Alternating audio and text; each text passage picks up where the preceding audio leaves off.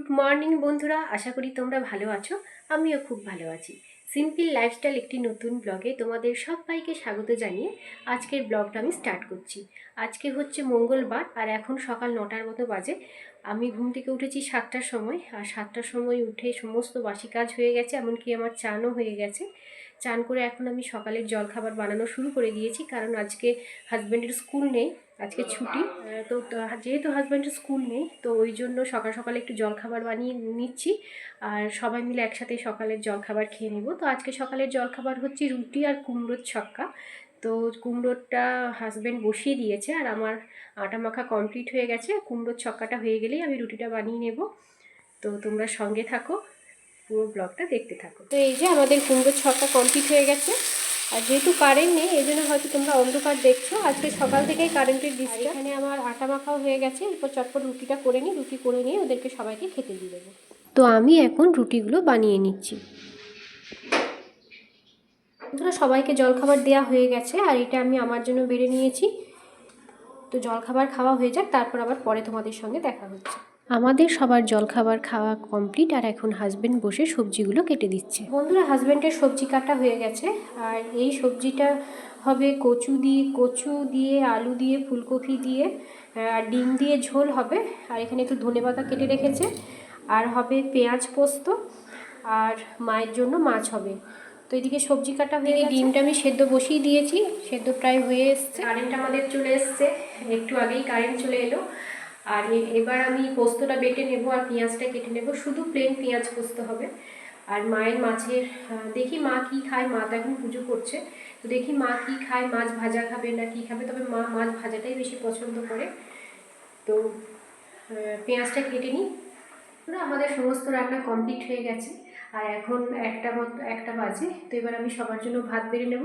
তো আমাদের কি রান্না হয়েছে চলো তোমাদেরকে একবার দেখিয়ে দিই। এটা হচ্ছে পেঁয়াজ পোস্ত, আর এটা হচ্ছে মায়ের ফুলকপি দিয়ে আলু দিয়ে মাছ দিয়ে মায়ের এটা ঝোল, আর এখানে আমাদের ডিম দিয়ে কচু দিয়ে ফুলকপি দিয়ে ঝোল।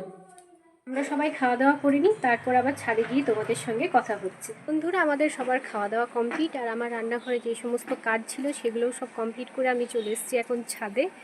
তো ছাদে এসে বুঝতেই পারছো বাবার লাউ বাগানে এখন আমি পেয়ারা পেরে নিয়ে এসেছি। তো মায়ের আর মেয়ের জন্য পেয়ারাটা গ্রেট করে নিয়ে এসেছি, কারণ মায়ের তো চিবিয়ে পেয়ারা খেতে পারে না, ওই জন্য মায়ের জন্য গ্রেট করে নিয়ে এসেছি। আর কালকেও মায়ের জন্য গ্রেট করে নিয়ে এসেছিলাম, তো মেয়ের খুব ভালো লেগেছিল গ্রেট করা পেয়ারাটা। তো মেয়ে বলল যে মেয়েও গ্রেট করা খাবে, আর আমি এই রকম পেয়ারা কেটে নিয়ে এসেছি।